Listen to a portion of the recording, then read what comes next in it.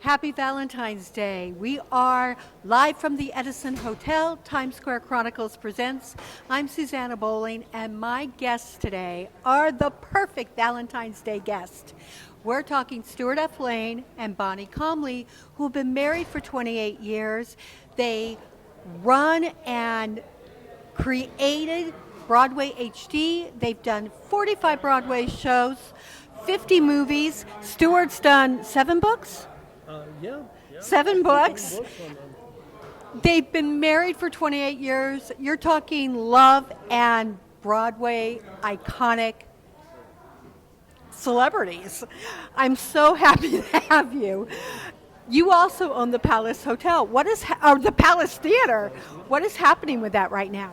Oh, the Palace Theater has gone through some major transformations over the decades that I've owned it. I mean, this is actually the second time it's gone through a major development. Back in the late 80s, when they had increased the floor-to-air ratios and they were encouraging building in Times Square, they built the Doubletree Hotel above the theater. This was even more exciting when another developer came to us and said, not only do I want to renovate the theater, but I want to elevate it 30 feet off the ground so that it is in the air and we can free up retail space on the ground floor. Have you seen it yet? Is it finished? Oh yes, and let me tell you something. Craftsmanship is alive and well in New York. The quality, the workmanship is exciting to view. In fact, I joke that when we do get a show in there, people will be so busy looking and admiring the theater, they're not going to watch what's on stage. Is there a show that you're hoping will open the theater, or can you talk about that yet? I can say there are several candidates out there, and there's a certain process we're putting together to make sure that everything is working properly, so that the HVAC is right, the pipes are there, so that everything is working and ready for a major Broadway show. Bonnie, you're part of the league, and you also with Stewart created Broadway HD. Can you talk about that? Broadway HD is a passion project that we're going into our 10th year. It's one of those things that, Stu and I met because of the intersection of television and theater. I actually interviewed him for a Broadway show that he was producing, and the conversations were always around why isn't there more Broadway and theater on television. I agree, because I started off in LA, but they had, I think it was called the American Theater, and you would see plays in the movies. Yes, and we didn't come up with the idea. We didn't invent the idea of going into Broadway theaters with cameras. PBS has been doing it for over 50 years. The BBC in the UK has been doing it, but they have other content. They have other shows that they do as well. But with Broadway HD, that's what we looked at and said every time that we worked on a live Broadway show and we had the opportunity to go in and capture it with cameras, we always felt that, let's do this. Let's bring this show outside of these 4 walls of the theater and let the rest of the world see it. So any opportunity that we had to do that, we jumped on. So the first one that Stu was involved with was in 1992 when he did Will Rogers Follies at the Palace Theater with Japan's satellite broadcast. Okay. They came in to produce the show based on the fact that they were going to be able to get these rights to show it at pay-per-view on Japan satellite broadcast. So that was the first one, and then we did these others. We were part of the team for Legally Blonde on MTV. We worked with PBS. We did some in-cinema pieces, and we did about 10 of these shows where you go in and shoot the show on stage and put it on a television or a movie screen someplace. And then probably like 10 or 12 years ago, we actually, kind of looked at each other and said, people loved these things when we did them. Yes. But it really wasn't a business there. And we kind of looked at each other and said, where is the business here? And I really, at that time it was, it's going to be streaming. So we started putting together the technology platform to be able to show these things. And what we did was we launched when we had 100 titles, which was just about 10 years ago. And Wait, you launched with 100 titles? We launched with 100 titles. I love that. Yep. Well, we really wanted it, and it still is really a destination. So what I think the legacy that Broadway HD will leave is that it is the destination if you want to watch theater on a screen. And I think that's what we did, is we aggregated all this content into one place for theater lovers. I'll say we have over 350 shows on our website currently. Musicals, Shakespeare, Arthur Miller, Broadway's hits, Memphis, we've got Kinky Boots. I mean, it's amazing. 42nd Street. Oh, a beautiful production, 42nd. I was there for that launch. Yes, right. Oh, and Mark was the director. Yeah. So Mark Bramble, who wrote the original book to the musical, directed that production. Really caught the spirit of the original Gower Champion production. So it was amazing that we were able to catch it. It was also, if I might add, 50 years after I'd worked with Mark, and we had done the grand tour together back in 1979. Wow. I actually came to New York with that show because Wanda Richard and Karen Prunznick were good friends of mine. Oh, so that's when I came first to New York, actually. Oh, super. So, of all the shows that you've been able to preserve, because you're actually preserving them as well. On a professional level, yes. Right. Of all the shows that you've preserved, which is the one that's dearest to your heart? Oh, they're all my babies. It's hard to pick the one. Oh, why do people say this? I don't care. We all have favorites. Oh, well, if I had to pick a favorite, probably 42nd Street would be the one because of all the work that went into it. And I go back to the original production. That was a year, I believe New York and Broadway were coming back. Yeah. And we actually had 3 major musicals that were making an impact on the industry. One of them was mine, Woman of the Year, one of my early shows I produced. The other was Sophisticated Ladies, the Duke Ellington musical. And the third one was 42nd Street, which really captured a live theater sense of what was essentially a Busby Berkeley movie source. And it could be done on stage and done creatively. Very clever show. What's so brilliant about this production is that you get to see the feet. So if you wanted to know how the feet dance, I love that part of it. Come and meet those dancing feet. Bonnie, what is your favorite? I think I'll go with She Loves Me, which Oh. we did, which was when Broadway HD was first launching. We really thought that the live stream part was going to be leading the business. And what we found out, we made the Guinness World Record with She Loves Me as the first live stream of a Broadway show. Wow. Roundabout. It was great. I mean, we had like 84 different countries watching at that time live, which was amazing because we really didn't know if there was a global interest at that time. So I think that was one of the aha moments for us, was like, wow, all these people are interested in this content and these types of shows. So that, and the cast was Jane Krakowski.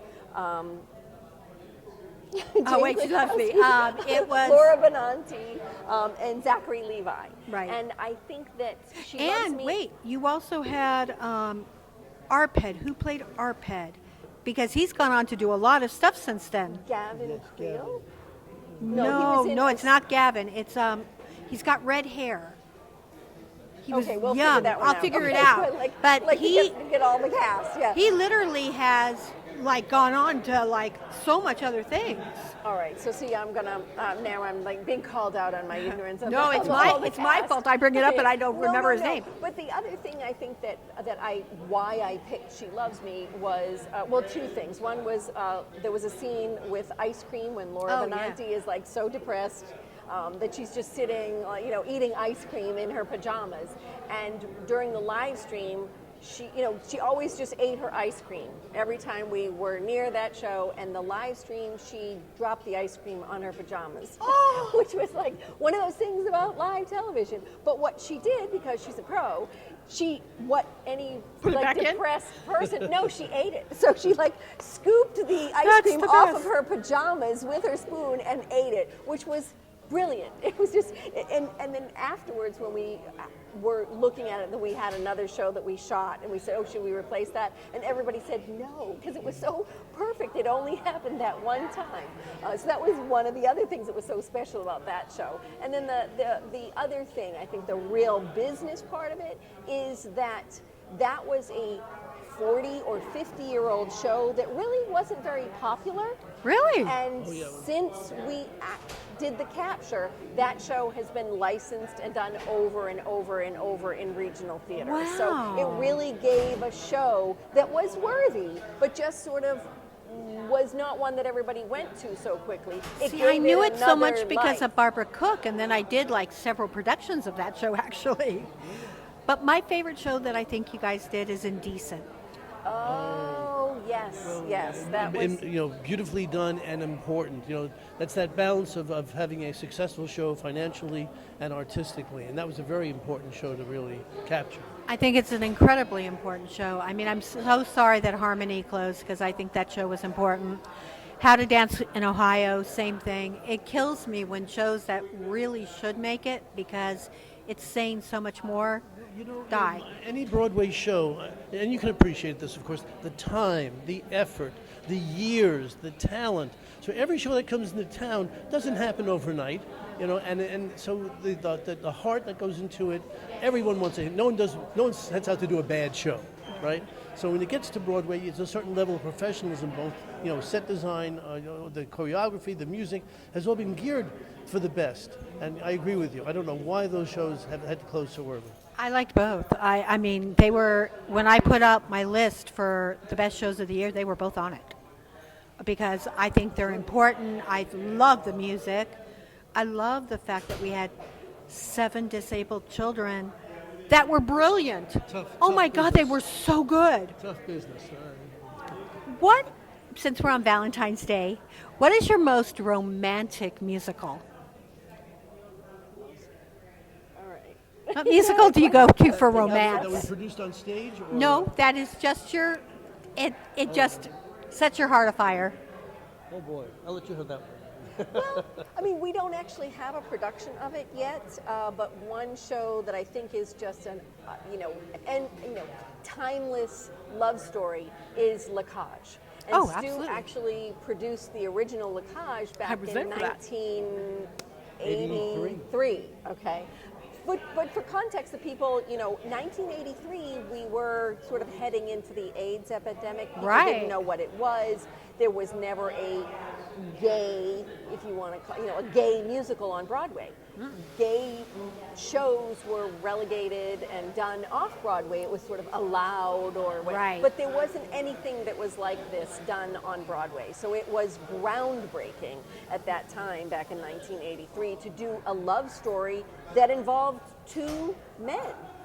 And I think that even in the staging of it was... And men were better in heels. It's so sad. And I think, even in the staging of it, I mean, Stu will tell this story because he was one of the producers of that, with the physical relationship, the kissing kind of thing. Yes, So yes. So there was one thing to do a play like the Torchstone trilogy that Harvey Right.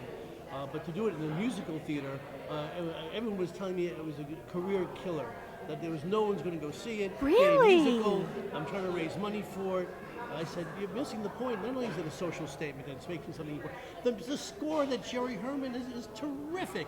And it is the funniest way. And if you're going to sell something, do it with a spoonful of sugar, if you will, to borrow a phrase, and to make with humor and comedy to sell important points. I think people will be more open to that. And Bonnie's pointing out that at the end of the show, we had a huge debate. Is the audience ready for 2 men to be kissing on stage and walk off into the sunset?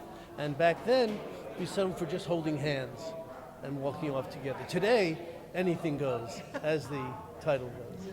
One of the things I love we also about... have Anything Goes. And that is a brilliant production. That's the London production, right? It's perfect. Yeah. With Sutton Foster, that was done here. And she's brilliant in it. Oh, wait, you have both? That's the same production. Oh, okay. I want to talk about, people don't know this about you. You guys are very much into philanthropy. The books that you've written about Broadway, let's talk about those because your last book was called? Well, last book was Black Broadway, the African-American contribution to the American theater, which extends, it surprised me, extends back to the Revolutionary War days and then extends to today, of course. So it was an exciting book to write, and the photographs have been just fabulous. I was able to get from the library and the museums. Then I wrote. But you were groundbreaking. That's groundbreaking because when did you write that? It was about 5 years ago now. Yeah, It takes longer for some. it's the American theater is such a conglomerate. That's why I wrote Jews on Broadway as well. The contribution to the American theater, that you realize they make up like 80% of musical comedy on Broadway when you start putting the choreographers and the directors and the performers together. So I've written that, and I wrote how to put on a show, how to actually produce for the theater. So whether you're community, summer stock, or Broadway, you can get that book. It's still in. Wait, so in How to Produce on Broadway, is it like a class? Is it like a workbook almost? Yes, it gives examples and certain personal anecdotes of the wars I went through myself. So I can share a lot with that, but it's still a very popular book. I believe that we should share the wars that we go through so other people don't have to go through the trenches. Yeah, well, that book, they actually, when they approached Stu, and we thought that was really exciting to talk about the shows and how to produce a Broadway show, and the publisher said, no, we don't want how to produce a Broadway show because the people that will produce a Broadway show is like this little tiny number of people. But we want to how to produce a show for anybody. So really what he did was he took the experience that he had from doing Broadway and distilled it down so that anybody that, even as he said, was producing the kindergarten, musical could still, there's a lot of things that still are the same. Like who's in your audience? How do you involve the community? How do you tell them where you are? What's the theater? Who's going to play each part? All of that it really, it pros up as you go through the levels to get to Broadway, but there is a certain number of the steps that are all the same, regardless of the professional or the paycheck that's involved in it. I want to say that I find you two both to be the kindest, most generous, most giving people on Broadway. Would you say this is because you're so secure in your relationship that you have this together? Because ever since I've known you, you guys have been nothing but generous and giving. And you're so iconic. Well, that thank you for that, and what a No, title that we're the most, the most of anything, the best of anything. No, but I mean this. Really Ever since appreciate I've that. known So- you, like whenever I needed anything, you were always there. But I've seen you do it for other people. I saw you do it for Eli Marcus. I've seen you do it for everyone I've ever seen you do it with. And Well, that's mostly Bonnie. Bonnie's the generous one here. But you are too. I met you first. I think what it is that we're just, Stu and I have done sort of everything in show business. Yeah, we have. Between the two of us, we can't talk about. from being on stage to backstage to writing to just all of the positions. So I think that we really understand and can relate and sympathize or empathize with everybody that's on a team on a show, or whether it's theater or a TV show. And I think that we have been so blessed to be successful that it doesn't take away from our careers to turn back and try and help somebody else. And I think that when for an award that I got was from the WP Theater was called and it was a Trailblazer, and I loved that. And in my speech there, I said because people have said I was like great at something or did well at something, and that's really nice. But I think the Trailblazer thing, and when I looked at what really is the definition of Trailblazer, and because we get said, a lot of comments about Broadway HD being, trailblazing, is that you're there one of the first people, but you can leave a path.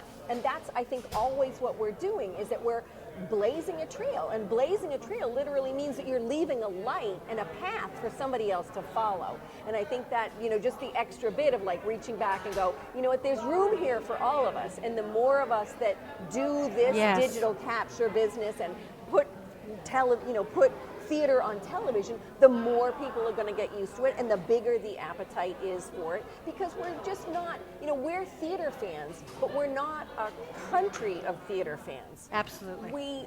There's 350 million people in this country, and in a pre-pandemic year, probably 75% of those 350 million would go and see a movie in the movie theater at least once a year.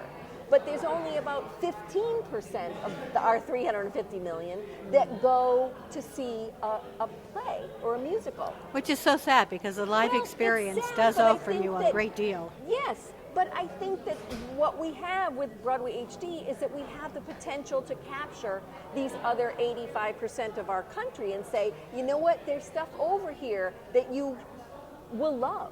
There's things here, and with Broadway HD, even when you say Broadway to people, they have a very specific idea of what it is, but they don't think that it has nuances within it. So they always think of like, hey, it's Kinky Boots, it's, it's these big shows, and it really, or it's musicals, and it doesn't have to be. But even within musicals, you can have something that's a serious musical, or you can have something that's funny. There's drama, but there's comedy, or there's tragedy there. So Something there's for nuances everybody. within the genre of Broadway itself, and I don't think people know that. And Broadway HD is the perfect way to experiment with this art form, is to say, oh, well, really, I'm a Stephen Sondheim fan, or I really like Stephen Schwartz, or I like Andrew Lloyd Webber, or I only like plays, I don't want to see musicals. And it gives you, the more experience that you have interacting with a show, whether it's a digital piece or it's in person, the more you become knowledgeable, educated consumer, and the more you're going to figure out how to buy the tickets for the shows that you like Andrew Lloyd Webber. So when is his next show coming? So it's really about getting people accustomed to this as an art form and how to consume it. We also deal in an industry that's very generous with its talent. I mean, if you've ever seen actors who donate their night off, their one night off, you'll see them performing at charity events. They're donating their time, their talent, that this is their livelihood that they're sharing with us. So the industry itself really supports itself. I'm on the board of the Entertainment Community Fund, which used to be the Actors Fund. Yes, And love of course, like athletes, we need support in an industry that is very precarious. And the performers and the directors are just generous with their time and their talent, and that's kind of why we share ourselves with them. Well, I have to tell you, my son, you would think, would have been a theater fan. No, he works in film, but I took him to see Be More Chill, and he fell in love with it. But because of Broadway HD, when he came back here, he went to see Gutenberg, he went to see Emergence.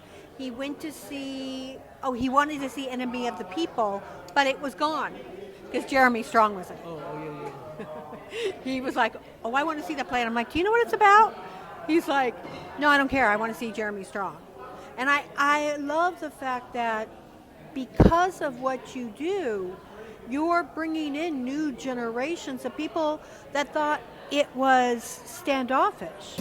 That's why, I wanted to do the live podcast thing, because I think that in being real and having flaws, you demystify something that people think is behind doors.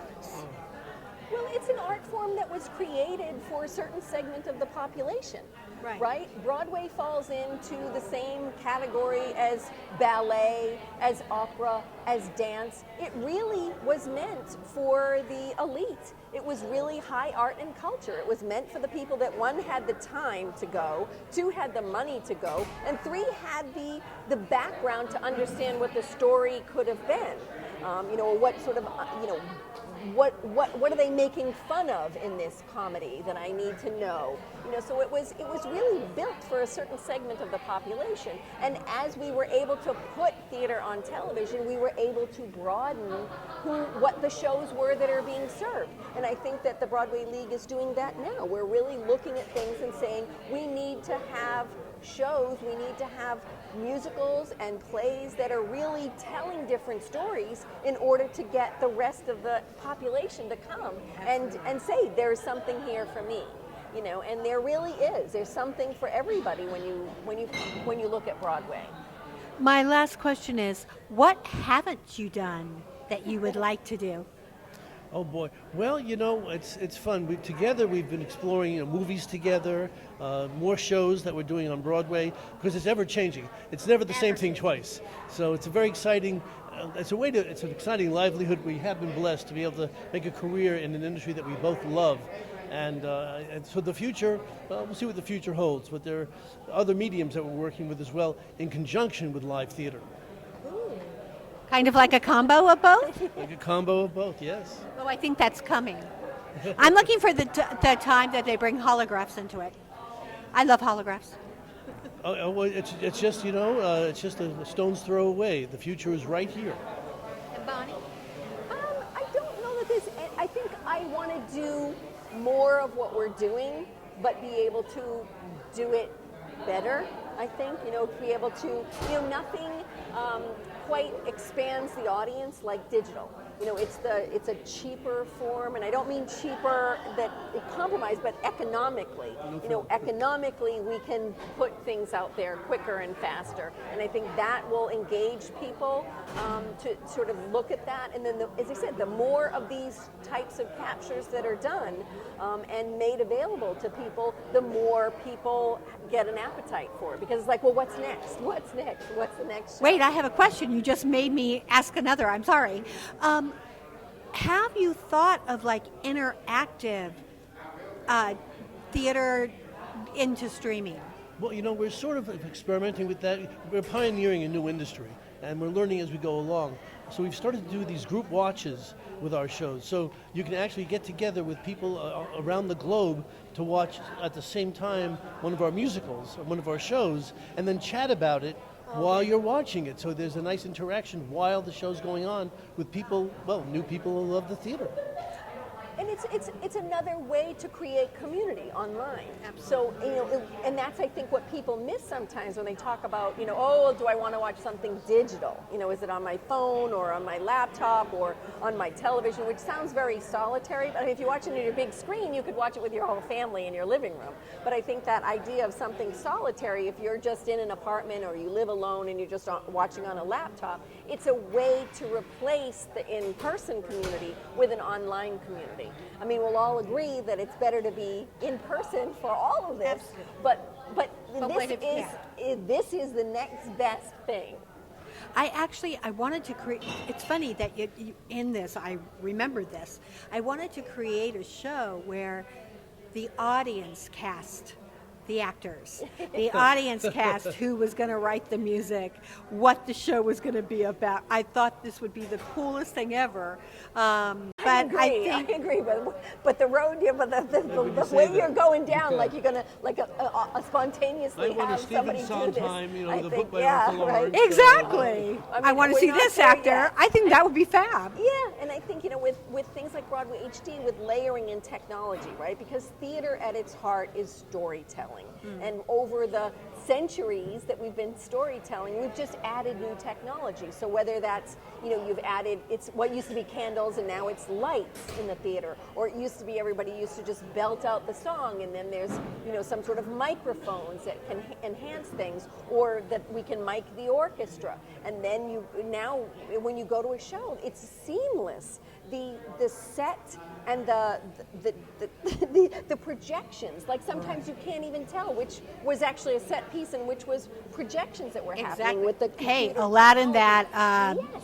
I still don't know how they did that. And then the car in Back to the Future. So yeah. Yes. Yeah, so I think the technology is there, that we've always layered it on.